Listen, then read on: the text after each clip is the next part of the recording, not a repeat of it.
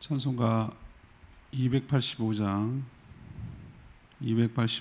부르고 화요일 아침 기도회 시작하겠습니다. 9월 8일 화요일 아침 기도회 285장 찬송가 부르고 기도합니다.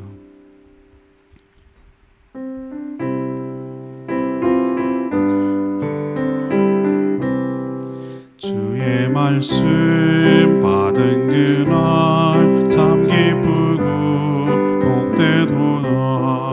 이 기쁨아 못 이겨서 온 세상에 전하노라. 기쁜 날 주 나의 죄 다 씻은 날 늘 깨어서 기도하고 늘 기쁘게 살아가리. 기쁜 날 주 나의 죄 다 씻은 날 이 좋은 날 나의 전한 목 새 사람이 되었으니 이 몸과 마음 다 바쳐서 영광의 주를 섬기. 기쁜 날 주 나의 죄 다 씻은 날 늘 깨어서 기도하고 늘 기쁘게 살아가리. 기쁜 날 주 나의 죄 다 씻은 날 새 사람 돼 그날부터 평안함아 늘 있어서 이 복된 말 전하느니 나의 본부 삼았도다. 기쁜 날 주 나의 죄 다 씻은 날 늘 깨어서 기도하고 늘 기쁘게 살아가리. 기쁜 날 주 나의 죄 다 씻은 날.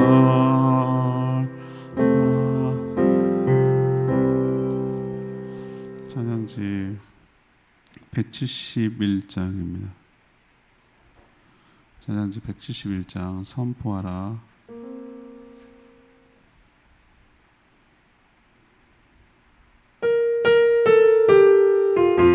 선포하라.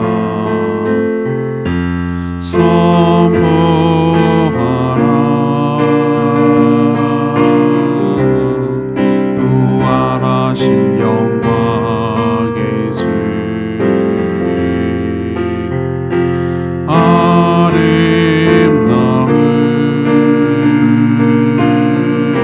아름다운 영광의 주를 보라. 보좌에 앉으신 그 어린 양 예수 다 무릎 꿇고서 주 경배하리라. 선포하라. 부활하신 영광의 주 하나님과 화목케 하신 주 찬송과 존귀와 영광과 능력이 영원토록 받아주옵소서.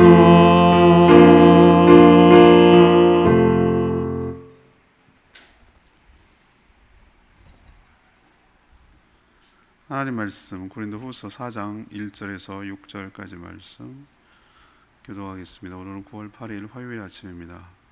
신약성경 289쪽입니다. 고린도후서 4장 1절에서 6절까지 말씀 교독하겠습니다. 그러므로 우리가 이 직분을 받아 긍휼하심을 입은 대로 낙심하지 아니하고 이에 숨은 부끄러움의 일을 버리고 속임으로 행하지 아니하며 말씀을 혼잡하게 하지 아니하고 오직 진리를 나타내므로 하나님 앞에 각 사람의 양심에 대하여 스스로 추천하노라. 만일 우리의 복음이 가리었으면 망하는 자들에게 가리어진 것이라. 그 중에 이 세상의 신이 믿지 아니하는 자들의 마음을 혼미하게 하여 그리스도의 영광을 복음의 황체가 비치게 못하게 함이니 그리스도는 하나님의 형상이니라. 우리는 우리를 전파하는 것이 아니라 오직 그리스도 예수의 주 되신 것과 또 예수를 위하여 우리가 너희의 종된 것을 전파함이라. 어두운 데에 빛이 비치라 말씀하셨던 그 하나님께서 예수 그리스도의 얼굴에 있는 하나님의 영광을 아는 빛을 우리 마음에 비추셨느니라. 사도 바울은 복음을 전하는 직분을 받았는데 부끄러운 일을 버리고 오직 진리만 나타내는데 스스로 추천할 만큼 떳떳하다고 말합니다. 복음을 전하지만 모두가 믿는 것은 아닙니다. 세상의 신은 마음을 혼미하게 하며 복음의 광채가 비치지 못하도록 막기도 합니다. 사도 바울은 자신을 전파하는 것이 아니라 오직 예수 그리스도께서 주 되심을 전파한다고 말합니다. 오늘 질문은 어떻게 복음을 전해야 합니까? 이것이 오늘의 질문입니다. 어떻게 복음을 전해야 합니까? 먼저 1절, 2절 말씀 근거로 하나님 앞에 거리 끼는 것이 없이 전해야 합니다. 사도 바울은 새 언약에 따라 복음을 전하는 존귀한 직분을 받았으니 여러 어려움에도 낙심하지 말고 담대하게 복음을 전해야 한다고 말합니다. 낙심하지 않고 당당하게 복음을 전하려면 복음 전도자가 몇 가지 주의할 것이 있습니다. 우선 2절에 있는 말씀처럼 숨은 부끄러움의 일을 버려야 합니다. 숨은 부끄러움의 일을 버려야 합니다. 하나님과 사람 앞에 숨겨야 하는 그런 부끄러운 죄를 짓지 말아야 한다라는 뜻입니다. 그래야 당당하게 복음을 전할 수 있겠죠. 또한 복음을 전할 때 속임수, 다 2절에 나오는 표현입니다. 속임수로 전해서는 안 됩니다. 속여서는 안 된다는 거예요. 예수 믿으면은 복받아. 그 복이 너무나 물질적이고 현세적이고 그 기복적인 그런 것을 자꾸 강조를 해서 예수를 믿게 하면 저는 오늘 말씀처럼 속임으로 행하는 일에 해당된다고 저는 생각을 합니다. 또 하지 말아야 될 것, 오직 그러면 어떻게 되는가? 진실하게 전해야 됩니다. 진실하게. 무엇보다 말씀을 혼잡하게 하면 안 돼요. 2절에 있는 표현 그대로입니다. 말씀을 혼잡하게 하지 말고 오직 진리만 드러내도록 해야 합니다. 복음에다 자신의 생각을 넣으면 안 된다는 뜻입니다. 우리가 생각할 때 복음이 어렵지 않아요. 굉장히 단순해요. 복음이 쉽습니다. 만약에 너무너무 어려운 일이라면 어떻게 배우지 못하고 잘 알지 못하고 그런 사람들이 믿겠어요? 그럼 어떻게 그게 복음이 되겠어요? 복음은 굉장히 단순해요. 글도 몰라도 돼요. 나중에 말씀을 통해서 배우려면 글을 나중에 알아야 되겠지만 정말로 언어밖에 없는 글도 없는 부족들에게도 복음이 전했을 때 예수 그리스도를 믿는 걸 볼 때 복음은 쉽고 단순해요. 모든 문화와 철학과 모든 것을 뛰어넘는 거란 말이죠. 근데 거기다가 자꾸 이것저것 이렇게 말씀을 혼잡하게 하고 자기 생각과 세상의 여러 가지 학문을 섞고 이렇게 함으로 인해서 오히려 복음이 희석되고 본질이 드러나지 않고, 우리도 왜 음식 그 재료 자체에 그 자체의 맛이 있단 말이에요. 그 고유한 맛이 있는데 요리 못한 사람의 특징은 그것을 잘 드러내지 않고 이것저것 양념을 막 범벅을 해가지고 이게 도대체 무슨 맛인지 모르도록 하는 사람은 요리 못하는 사람이에요. 진짜 인류 요리사는 그 재료, 그 음식 식재료의 본연의 맛을 잘 살리면서 음식을 한 듯 안 한 듯 하면서 그 자체의 고유의 맛이 잘 드러나도록 하는 것이 요리를 잘하는 거예요. 저는 복음이 그렇다고 생각해요. 우리가 생각해 보면 어떻게 보면 이게 엉성한데 이렇게 뭐 허접해 보이기까지 하는, 너무 단순해서 너무 싱거운 거 아니야? 라고 생각하는 이 복음이 생명을 살리는 놀라운 능력이 있는 줄로 믿습니다. 그걸 믿고 전해야 된다는 거예요. 저도 이제 한번 해야 되겠다는 생각도 드는데, 예수 영접 모임 같을 때 보면 저는 맨 처음에 이거를 쭉 읽고 원고를 읽고 해봤을 때 아니 이게 될까? 좀 반신반의했어. 솔직한 말로 반신반의했어. 내 자신이 확신이 없는데 어떻게 할까 이런 생각도 들었어요. 솔직히 말하면. 그런데 정말 그 외우다시피 토시 하나 틀리지 않고 그대로 복음을 전했는데 놀랍게도 많은 사람들이 예수 그리스도를 영접하고 구원의 역사가 일어나는 것을 보면서 아 그렇구나, 나는 스피커구나, 나는 그냥 전달자구나, 복음 자체의 능력이 있구나라는 것을 세상 깨닫게 된 거예요. 그러니 이것을 믿고, 오늘 말씀을 믿고 복음 자체의 능력이 있음을 믿고 혼잡시키지 말고 섞지 말고 그대로 복음을 순수하게 전할 때 생명을 살리는 일이 있게 될 줄로 믿습니다. 이런 얘기를 쭉 하는 이유가 뭡니까? 사도 바울 자신은 하나님 앞에서 이렇게 살았다는 거예요. 이렇게 해왔다는 거예요. 앞에서 말한 대로 부끄러운 일을 버렸고 속임으로 하지 않고 하나님 말씀을 혼잡하게 하지 않고 오직 진리만 나타내게 했다는 거예요. 뭐라고까지 얘기했냐면 나는 하나님 앞에서 각 사람의 양심에 대해선 스스로 추천하노라. 이 얘기는 뭐죠? 나는 하나님 앞에서 사람 앞에서 이렇게 해왔다라고 떳떳하게 말할 수 있다. 스스로 추천한다는 얘기는 나는 이렇게 했다라는 어떤 자신감이, 이거는 교만해서 한 말이 아니에요. 저는 그렇게 생각되지 않아요. 하도 고린도 후서에 보면은 고린도 교회 성도들이 그 사도 바울의 사도권에 대해서 네가 무슨 사도야, 추천서도 없고 뭐 막 계속 시비를 걸었거든요. 계획도 막 변경하고 온다 그랬다 안 오고 뭐 이런 여러 가지를 들어서 제가 말씀드렸잖아요. 미우면 다 미운 거예요. 이쁘면 다 이쁜 거고. 사람이 희한해요. 안 그럴 것 같죠? 여러분도 그래요. 저 사람이 별 신뢰하지 못하겠는데 그러면 다 그렇게 보여요. 저 사람 괜찮은데 그러면 다 좋게 보이고요. 그런 거예요 원래. 사도 바울을 갖다가 오만 가지 작은 것도 이렇게 침소봉대하고 왜곡하고 이렇게 해가지고 엄청나게 시달리고 괴롭히고 힘들게 하고 비방하고 그랬어요. 그런 상황에서 이렇게 얘기를 하는 거예요. 난 떳떳하다. 하나님 앞에서 정말로 꺼리낌이 없이 부끄럽지 않도록 그렇게 복음을 전해왔다고 자부한다, 자찬한다 라고 말할 정도죠. 그래야 복음이 왜곡되거나 훼손되지 않을 줄로 믿습니다.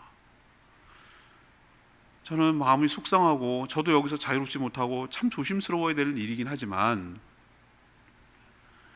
복음은 문제가 없어요. 복음은 문제가 없어요. 저 그렇게 확신해요. 근데 복음을 전하는 메신저가 오염됐어요. 메시지는 오염되지 않았어요. 메신저가 오염됐어요. 근데 사람들은 묘하죠. 메시지를 듣지 않아요. 메시지를 전하는 메신저를 보고 메시지를 판단한단 말이에요. 복음을 전하는 성도들을 보고 복음을 본단 말이에요. 그럴 수밖에 없어요. 그들이 처음부터 어떻게 복음의 진가를 알겠어요. 저들이 말하고 있는 복음이 뭔지 너의 삶을 보고 얘기하는 거예요. 근데 우리는 이 부분에 있어서 정말 회개해야 될, 저 자신부터 자유롭지 못하다고 말씀드렸는데 오늘 사도 바울이 말하는 거, 정말 하나님 앞에서 숨은 부끄러움이 일이 없는가? 정말 다른 사람들을 속임으로 행하지 않았는가? 말씀을 혼잡하게 행하는 것은 아닌가? 정말 복음만을 전했다고 자부하는가? 이런 것에서 자신을 좀 돌아보고, 이러기 때문에 메신저가 오염됐기 때문에 메시지마저 오해하고 왜곡하고 곡해하는 것은 아닌가라는 생각을 우리가 다시 한번 돌아봐야 될 줄로 압니다. 그래서 오늘 어떻게 복음을 전해야 되는가? 첫 번째는 바로 이렇게 하나님 앞에서, 사람 앞에서 꺼리낌이 없, 뭐 하나 이렇게 윤동주 시처럼 하늘로 한 점 부끄러움이 없기를. 참 그 시인의 마음이 느껴지잖아요. 한 점 부끄러움이 없기를. 누가 안 봐서 안 걸려서 아유 잘됐다라는 개념이 아니라 하늘을, 여기서 하늘을 말하는 하나님 앞에서 한 점 부끄러움이 없기를. 탈탈 털어도 뭐라고 봐도 어떻게 봐도 누가 뭐라고 왜곡하고 곡해를 해도 하나님 앞에서 한 점 부끄러움이 없기를. 그럴 때 복음의 능력이, 그런 메신저를 통해서 타고 들어가는, 전해지는 그 메시지가 능력 있고 생명을 살리는 능력 있고 구원의 역사가 일어나게 될 줄로 믿습니다. 이게 바로 첫 번째로 복음을 전해야 되는 방법이에요. 두 번째는 3절 4절 말씀이에요. 3절 4절 말씀.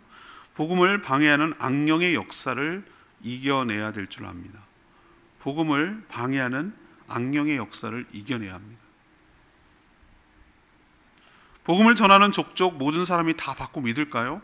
그러면 얼마나 좋겠어요. 그럼 벌써 다 예수 믿었죠. 그렇지 않아요. 그럼 복음에 문제가 있어서인가? 그렇지 않아요. 결함이 있어서인가? 그렇지도 않아요. 절대 그렇지 않아요. 물론 앞에서 말하면 메신저의 문제이기도 해요. 그거는. 그러나 또 다른 문제가 있어요. 오늘 4절에 보면 그런 게 나와 있어요. 4절에 사단은 세상의 신이라고 부르고 있죠. 세상의 신. 4절에 그런 표현이 있어요. 세상의 신이라고 표현하고 있는데, 이 세상의 신은 뭐냐? 죄와 죽음을 부분적으로 지배하고 있는 공중 권세 잡은 자, 그 사탄을 말하는 거예요. 그 세상의 신에 뭘 받는다고요? 방해를 받기 때문에 복음이 온전하게 적용되지 않는 거예요. 전달되지 않는 거예요. 사탄은 믿지 않는 자들의 마음을 혼미하게 한다고 그랬어요. 혼미하게. 마음을 가리는 거예요. 혼미하게 한다. 그래서 예수 그리스도의 영광의 복음의 광채가 그 사람 마음 가운데 비치지 못하도록 막을 치는 거예요. 차단막을 치는 거예요. 우리가 전파가 자유롭다고 말하지만 콘크리트처럼 지하에 탁 들어가면은 전달이 안 됩니다. 차단이 됩니다. 빛도 그 두꺼운 커튼 같은 거를 딱 치면은 안막이 형성돼서 깜깜합니다. 그죠? 그게 빛을 못 들어가게 차단하는 것처럼 사람의 마음에 이렇게 미혹하게 해서 그것을 딱 차단시켜 가지고 그 가운데 복음의 빛이, 생명의 빛이 비치지 못하도록 하고, 예수 그리스도를 영접하지 못하도록 오늘 표현에 의하면 악한 마음을 계속 뭐 한다고요? 부추긴다 그래요. 부추긴다. 그래서 예수 그리스도를 거절함으로 여전히 구원에서 이탈하여 자신의 세력 안에, 사단의 세력 안에 두려는 것이죠. 어떤 면에서 복음 전파는 영적 전쟁이에요. 그래서 우리가 이렇게 왜 명랑운동회 같은 데 보면 판디 짓기 하는 거 아시죠? 판디 짓기. 시작하면은 나는 이쪽 편, 저쪽 편, 이쪽 편, 누가 많이 뒤집어서 맷대면서 이렇게 해가지고 하는, 그거 하는 거랑 비슷해요.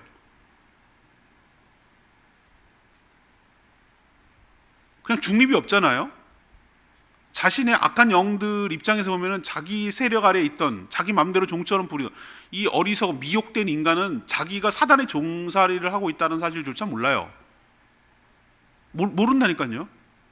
그냥 자기는 자유롭다고 생각. 그것마저 속여요. 사단은 여전히 죄 가운데 살도록 하는 거예요. 그렇지만 그 고통도 그냥 받는데도 불구하고 거기서 해방돼서 나올 생각, 엄두를 못 내요. 그냥 자기는 그냥 그렇게 살아야 되는 줄 알고 이 다음의 세계가 있고 그 바깥의 세계가 있다는 걸 전혀 모르게 만들어 놓는 거예요. 사단에 미혹된 거죠.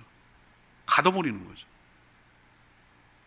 사단 입장에서는 자기네 수하에 있던 자가 나가가지고 자신을 대적하는 자로 판을 뒤집어 버린다 그러면은 그냥 자기 세력이 하나 없어지는 게 아니라 자기의 원수를 하나 만드는 거거든요. 그렇기 때문에 길을 쓰고 영혼구원의 역사가 일어나지 않도록, 복음이 제대로 전달되지 않도록, 구원의 역사가 일어나지 않도록 할 수 있는 카드를 다 써가면서 방해하는데, 제일 크긴 방해하는 것은 마음을 미혹하게 하는 거예요. 눈을 가리는 거예요. 말씀이 제대로 전달되지 못하도록 하는 거예요. 이게 가장 큰 방해거리예요. 그 마음에 원래 자신이 갖고 있던 그 고정관념들, 색안경들, 예수 안 믿는 사람들 가만 보세요. 다 자기 나름대로 믿지 않은 이유가 있어요. 우리가 빌미를 준 것도 있지만 왜곡되고 잘못된 정보를 가지고 그것 때문에 자기가 안 믿는, 나는 어리석기 짝이 없어요. 그래, 교회 문제 많아요. 목회자도 문제 많아요. 문제 많습니다. 그런데 그것 때문에 안 믿을 이유가 되는 건 아니에요. 그것 때문에 자기가 구원을 못 받아야 될 이유는 되는 건 아니에요. 핑계예요. 그러나 많은 안 믿는 사람들이 그런 이유를 가지고 안 믿는 이유를 합리화합니다. 그게 죽어가는 길인지도 모르고. 이게 정말 안타까운 일이에요. 이런 일이 자꾸 생기니 이렇게 끊임없이 사단이 방해를 하니 복음 전도자는 어떻게 되죠? 낙심이 되죠. 낙심이 돼요. 근데 오늘 무엇이라고 말합니까? 방해에도 불구하고 포기하지 말고 계속 전해야 됩니다. 하나님의 형상 예수 그리스도가 그에게 보이도록, 예수 그리스도가 그냥 한 인간이 아니라 4대 성인이 아니라 하나님의 광채와 형상임을, 예수 그리스도가 그분이 우리의 주님 되심을 믿어지도록 포기하지 않고 계속 전해야 합니다. 악령보다 성령의 역사가 훨씬 더 강력하기 때문입니다. 우리가 두 번째 태도, 어떻게 복음을 전해야 됩니까? 복음을 전파하고 전할 때 쉽게 전하는 족족 이렇게 되리라고 생각하면 안 돼요. 얼마나 많은 전쟁이라고 말씀드려요. 영적 전쟁. 한 영혼을 빼앗아 오느냐 뺏기느냐 빼앗아 오느냐의 줄다리기 같은 영적 전쟁이에요.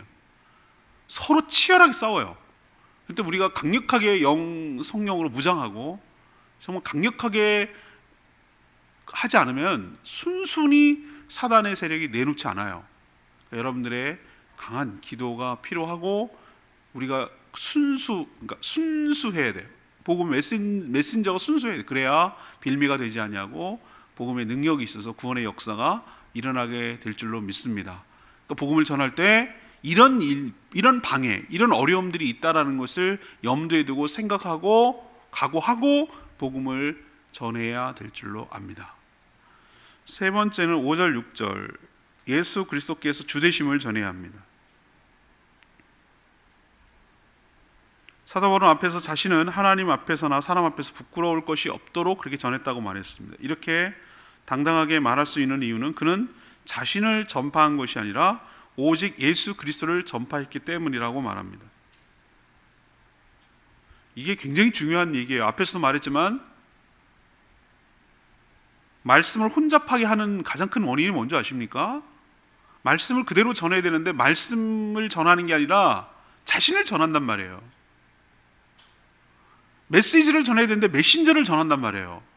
이게 문제예요. 이게 정말 미묘한 차이인데 이런 우를 범하는 사람들이 얼마나 많은지 몰라요. 처음에는 메시지로 시작했다가 나중에 메신저로 바뀌는 사람들이 많아요. 자기를 전해요. 자기를 전하고 자기를 팔아요. 복음을 전하는 게 아니라 자신을 전해요. 이게 얼마나 무서운 일인지 몰라요. 사도 바울이 오늘 뭐라고 얘기하죠? 자신이 아니라 뭘 전했다고요? 오직 예수 그리스도를 전파했다. 복음의 핵심은 예수라는 자연인이 바로 하나님께서 보내신 구세주 그리스도라는 것을 전하는 거예요. 그리고 그분이 우리의 주 되심을 전하는 거예요. 그분의 이름 앞에 다 복음이 들어있어요. 주 예수 그리스도가 복음이에요.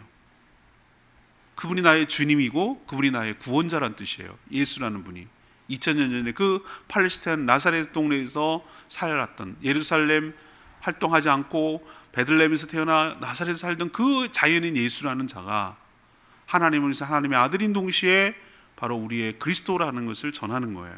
이게 복음의 핵심이에요. 사도 바울은 예수 그리스도를 위하여 이 복음을 전하라고 세운 하나님의 종이자 성도를 섬기라고 보낸 하나님의 종에 불과하다라고 자신은 그렇게 고백하고 있어요. 당시 자신의 철학을 전하면서 먹고 살아가는 자들이, 소피스트들이 굉장히 많았어요. 제가 말씀드렸죠. 광장에서 우리 버스킹 하는 것처럼, 버스킹 아시죠? 여러 가지 악기 연주나 뭐 이런 걸 해가지고 이렇게 앞에다가 뭐 이렇게 모자 같은 걸 해놓으면 동전 떨어뜨려주고 뭐 거기 앨범도 팔고 뭐 이렇게 해가지고 먹고 살아가는 버스킹 있잖아요. 근데 그거는 좀 허접하잖아요. 진짜 진짜 제대로 된 가수라면 그렇게 하겠어요?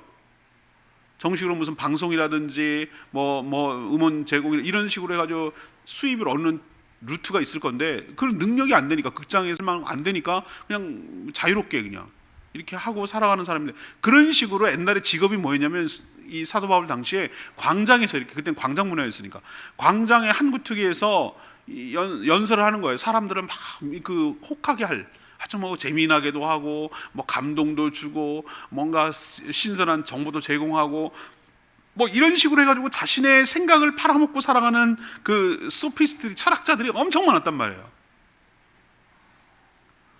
사도 바울이 뭐라고 하냐면 자신은 그런 류의 사람이 아니다. 사람들이 세상이 볼 때 사도 바울도 그런 식으로 얘기를 하니까 쟤도 저런 자기 주장을 해갖고 먹고 사는 그런 류의 사람 중에 하나라고 생각을 했다. 그건 아니다라는 거예요.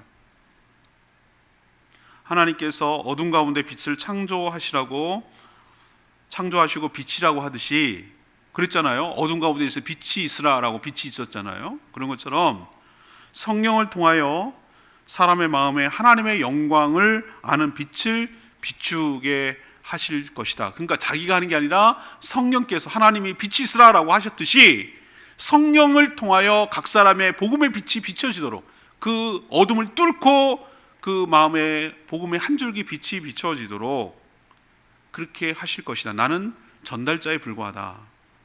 이것이 하나님의 지혜이며 능력이다 라고 고백해요. 그러니 복음 전도자는 복음만 전하면 돼요. 나머지는 누가 합니까? 성령께서 행하실 줄로 믿습니다. 제가 여러 번 고백하잖아요. 제가 아까도 고백했잖아요. 예수 영접 모임할 때 저는 그냥 어떻게 보다 보면 읽을 정도예요. 그냥 그 원고가 수십 페이지 되는데 그걸 시간 가면서 이렇게 하나씩 내 걸로 소화해서 그냥 읽어줘요. 어떻게 보면 읽는 거예요. 내 얘기가 아니에요. 그냥 그 잘 쓴 분, 내가 그렇게 조리 있게 말 못, 이제는 내 얘기도 할 수 있지만 그냥 쭉쭉 읽어줘요. 그 순서에 따라서. 근데 묘하죠? 제가 수십 번 했는데 그때마다 놀라운 역사가 일어나요. 제가 또 고백하는 거예요. 아, 그렇구나. 내가 하는 게 아니구나. 나는 그냥 도구야, 도구. 우리가 이게 스피커가 나와서 하는 거지만, 우리도 라디오 스피커도 나오지만 스피커에서 말하는 거 아니잖아요. 스피커가 하는 거 그냥 들리는 거잖아요. 그것을 방송국에서 쏘고 음을 잡아내고 그것을 변조시켜가지고 그 스피커라는 걸 떨림을 통해서 우리가 들리도록 하는 거잖아요. 근데 스피커가 내가 말하는 거야 라고 말하는 게 얼마나 웃기겠어요. 애들 동화 같은 얘기긴 하지만, 아, 나는 메신저, 그냥 전하는 사람이구나. 진짜 능력은 말씀 자체에 있구나. 성령께서 역사하시는구나 라는 것을 저는 고백하는 거예요.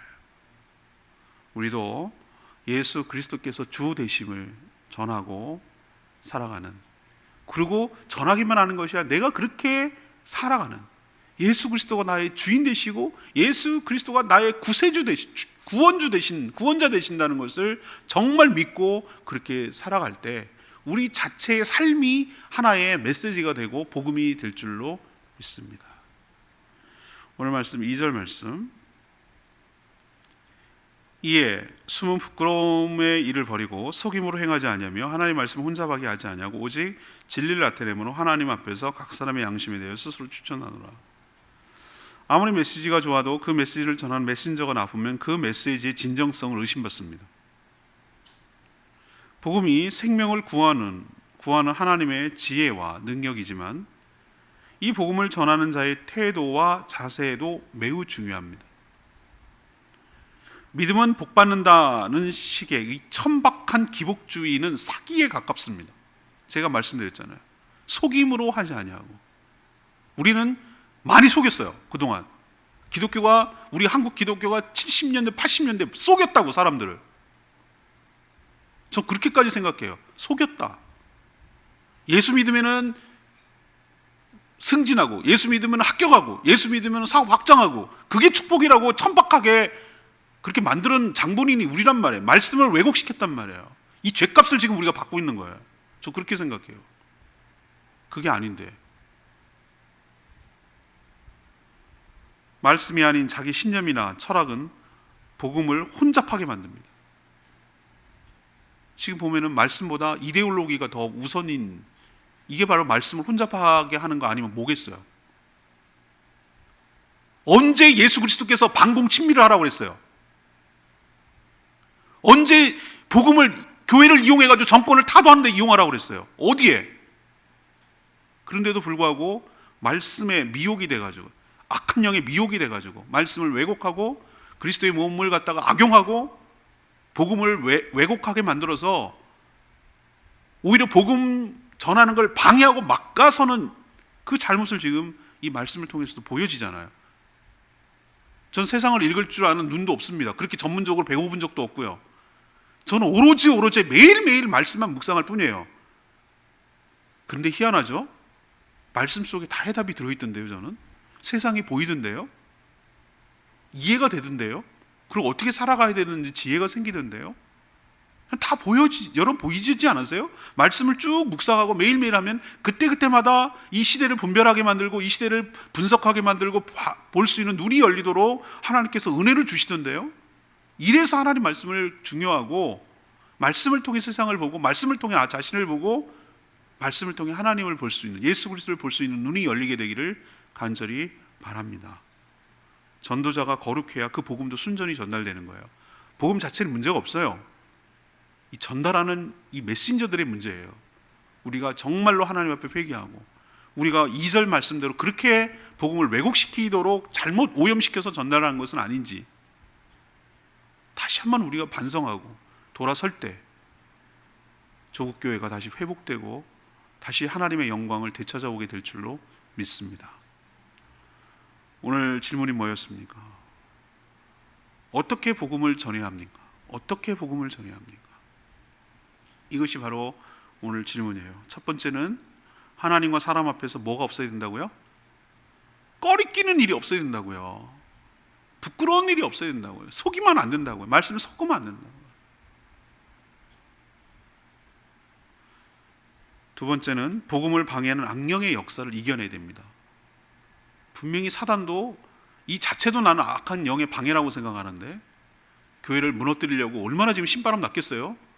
아주 쾌재를 부르고 있을 거예요. 지금 아주 뒤에서 아주 아싸 그러면서 제일 좋아할 걸 가만 누구라고 생각하십니까? 지금 이 상황에서 누가 가장 기뻐할까요? 사단이 기뻐합니다. 사단이.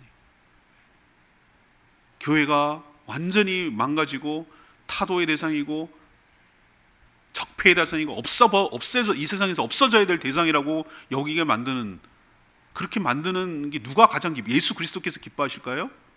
아니요. 지금 사단이 좋아하는 일을 하고 있는지도 몰라요. 이 어리석은 인간들이 미혹이 돼가지고. 이게 저는 악령의 역사라고 생각해요. 우리가 자칫 잘못하다가는 악령에 사로잡혀서 이용당할 수 있어요. 마음이 미혹돼가지고. 그건 세 번째랑 연결되는 거예요.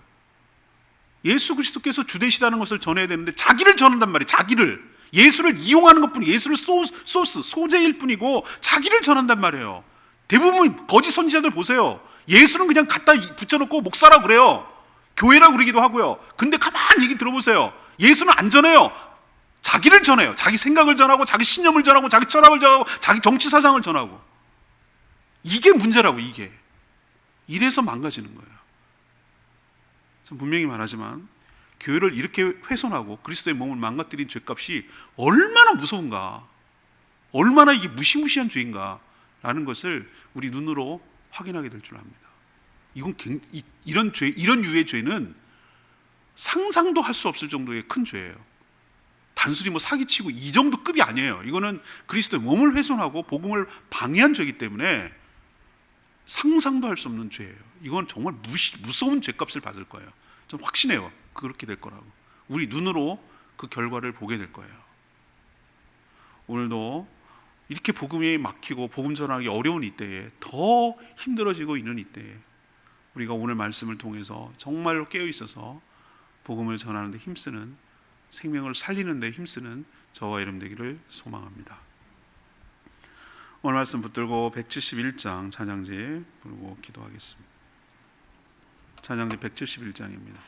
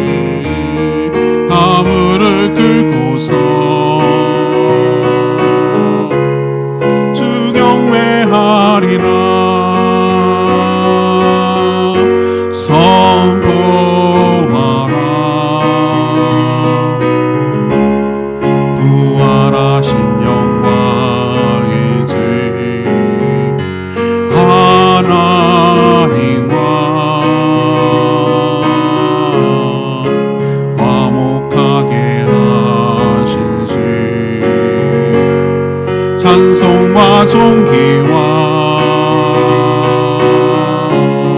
영광과 능력이 영원토록 받아주옵소서. 맞습니다. 우리가 전해야 될 것은 부활하신 예수 그리스도를 선포하고 전해야 될 줄로 믿습니다. 여전히 이렇게 교회는 많이 많고 우리의 연약함 때문에 훼손되는 것처럼 보여도 복음 자체는 문제가 없어요. 하나님의 지혜이자 생명을 살리는 하나님의 능력인 줄로 믿습니다. 우리가 섞지 말고 거기다 보태지 말고 왜곡시키지 말고 속이지 말고 부끄러움 일이 없이 당당하게 전할 때 생명을 살리는 놀라운 역사가 일어나게 될 줄로 믿습니다. 주여, 저희가 복음을 전하는 생명을 살리는 일에 헌신하게 하여 주시옵소서. 교회가 복음을 살리는 일, 복음을 전하는 일, 생명을 살리는 일에 온전히 헌신하게 해달라고 주여 외치며 기도합니다. 주여 하나님 선포하라.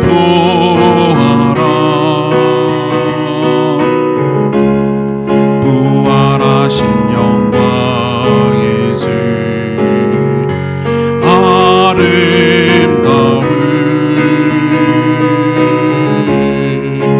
영광의 주를 보라.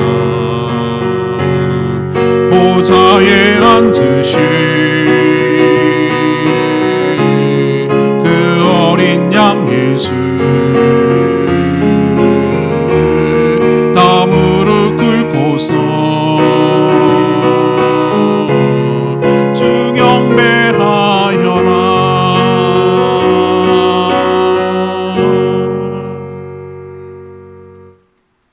하나님, 우리 모두는 생명을 살리는 복음을 전하라고 불러 세우신 하나님의 일꾼인 줄 믿습니다. 복음이 훼손되거나 왜곡되지 않도록 숨은 부끄러운 일을 다 버리고 속임으로 행하지 않게 하여 주시옵소서. 자신의 생각을 넣어 복음을 혼잡하지 않게 하여 주시옵소서. 분명 복음을 전했지만 세상의 신인 사탄의 강한 방해 때문에 믿지 않는 자가 생겨도 낙심하지 말고 계속 복음을 전하게 하여 주시옵소서. 분명 성령의 능력으로 준비된 사람의 마음속에 하나님의 영광의 빛을 비춰 주실 줄 믿습니다. 오직 예수가 그리스도시며 우리의 주 되심을 전하며 살게 하여 주시옵소서. 오늘도 하나님 앞에 간구하는 모든 기도마다 응답하여 주시고, 태풍 때문에 어려움을 갖고 힘든 수많은 사람들을 긍휼히 여겨 주시옵시고 속히 회복되게 하여 주시옵소서. 또한 코로나 때문에 경제적 타격으로 어려움을 겪고 있고, 또 마음의 답답함과 불안과 울분 때문에, 분노 때문에 힘들어하는 분들 주님께서 그 마음을 만져주시고, 두려움 갖고 있는 분들 소망으로 인내하며 하나님 바라보고 소망 갖게 하여 주셔서 이 모든 일들을 믿음으로 잘 극복하며 이겨낼 수 있도록 도와주시옵소서. 특별히 생업의 어려움들을 겪고 있는 분들 주님께서 긍휼히 여겨 주시옵시고 온전히 회복되도록 은혜를 부어 주시옵소서. 오늘도 하나님 은혜 가운데 살기를 원하며 우리에게 주신 사명을 온전히 잘 감당하길 원합니다. 복음을 전해 죽어가는 영혼을 구원하는 데 쓰임받게 하여 주시옵소서. 주님께 모든 것 맡겨놓고 예수 그리스도의 이름으로 축복하며 기도합니다. 아멘. 오늘 하루도 주님의 은혜 가운데 살기를 축복합니다. 충분히 기도하고 하루 시작하겠습니다.